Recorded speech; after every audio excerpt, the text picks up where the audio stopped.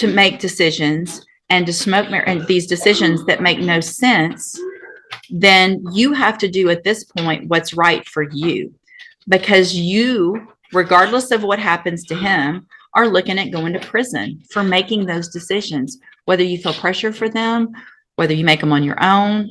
It's time for you to take that personal responsibility and do what's best for you and your child that you don't even have right now, and that you're not going to get. So you're Chelsea Allen, and Miss Allen, you were previously in court, entered a plea of guilty to the state jail felony offense of abandoning or endangering a child. I've received a copy of the pre-sentence report. Has everyone had an opportunity to review that report? Yes, Judge. I have Are there any additions or corrections? No mistake. So you went through an outpatient substance abuse treatment just last year, right? And you did that through Spindletop, and you're still smoking marijuana a week before court. Are you smoking marijuana? Did you smoke marijuana a week ago? Yes, Yes. So based on that, and based on the fact that you've had outpatient treatment and you're smoking marijuana a week before court, obviously that gives me concern, and I'm going to, any other? I think the court will address this with the way you're fashioning this probation, but she did minimize, and I highlighted, certain portions. I did too. She kind of minimized her responsibility for this officer. Well, she does have obviously some mental health issues that she's following through with Spindletop. And at least she's honest here. Well, and here's the thing.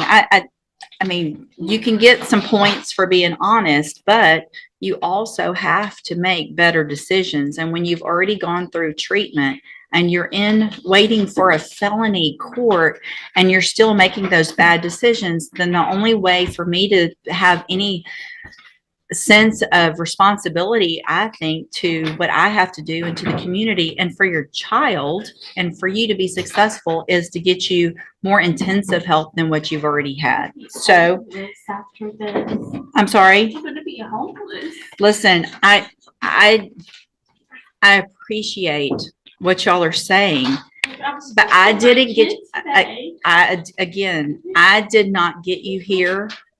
I'm going to find that you entered your plea of guilty freely and voluntarily, find sufficient evidence to find you guilty. However, I'm going to follow the agreement and defer all proceedings and place you on probation for a period of 5 years. You're ordered to pay that $1,000 fine, and you're ordered to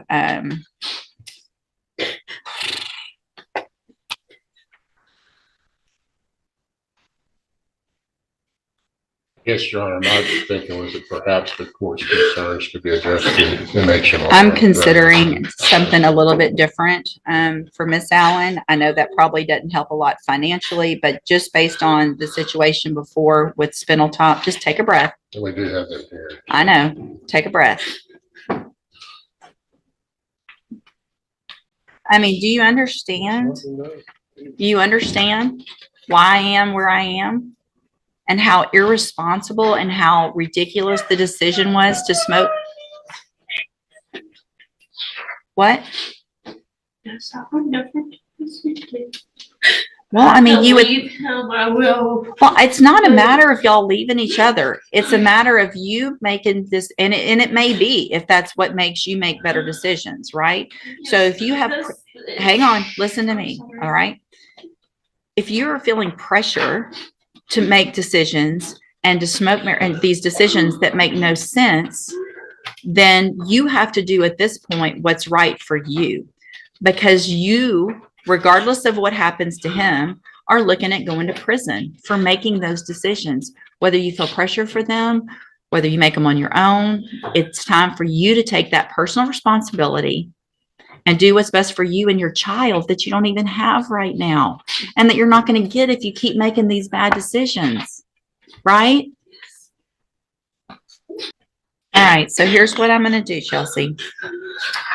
I'm going to order as a condition of your probation that you enter and successfully complete the JCDI program or the Spindletop ATAR program, the drug program through Spindletop. Whichever one probation feels is more appropriate, then that's what you're going to be ordered to do.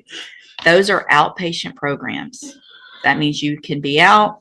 You can try to salvage whatever you can without his income for a few months.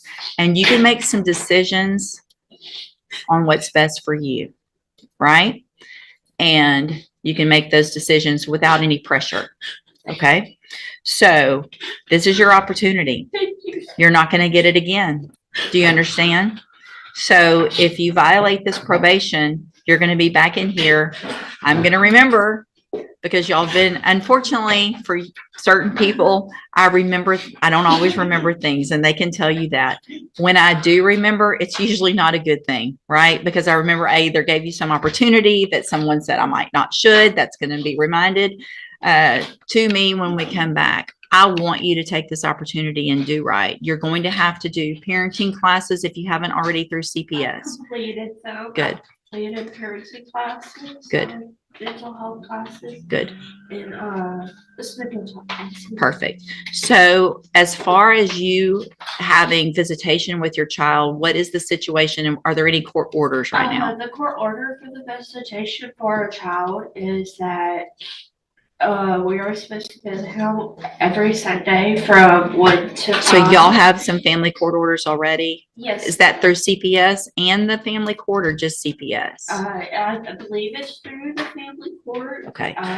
They But you- told us when our case got closed that they were waiting for the judge to sign off on the agreement we made for visitations. Okay. And So here's the Okay. thing. I'm fine with visitation, but it's not going to be unsupervised until I make yeah, sure that it's you not get. allowed to be. Okay. I'm sorry. That's okay. That's okay. So if you get to a point in the family law matter where they start allowing unsupervised visitation, you need to talk to your probation officer about that so that I can then modify if I feel like it's appropriate and you've done everything you're supposed to on probation, because you have to have my permission to have unsupervised visitation with the child as well. So not just them, but me too. And that's going to depend on how you're doing in JCDI or through the Spindletop Mental Health and Substance Abuse Services. If you're doing everything you're supposed to, you're following all those rules, you've done everything through CPS and family court, then I want you to get your child back. I want you to have those visitations and be working towards that. It's only going to happen if I feel like you're doing everything you're supposed to. All right. So this was an agreement. I followed it. You've waived your right to appeal. I'm going to hand you the trial court certification that shows this was that agreement, and so you have waived it. Anything else, Mr. Coleman? No, Judge. Okay. So again, Ms. Allen, I want you to take advantage of this opportunity, right? You make decisions. There's going to be, I'm sure he's very upset, but you need to make decisions for yourself right now with the opportunity that you're being given. Okay. Yes. All right. Have a seat. Probation. I'll talk to you when she's ready. Just the no unsupervised contact with your child or all children. I mean, one child or all children. Just put all. If we don't, it's two. Yes.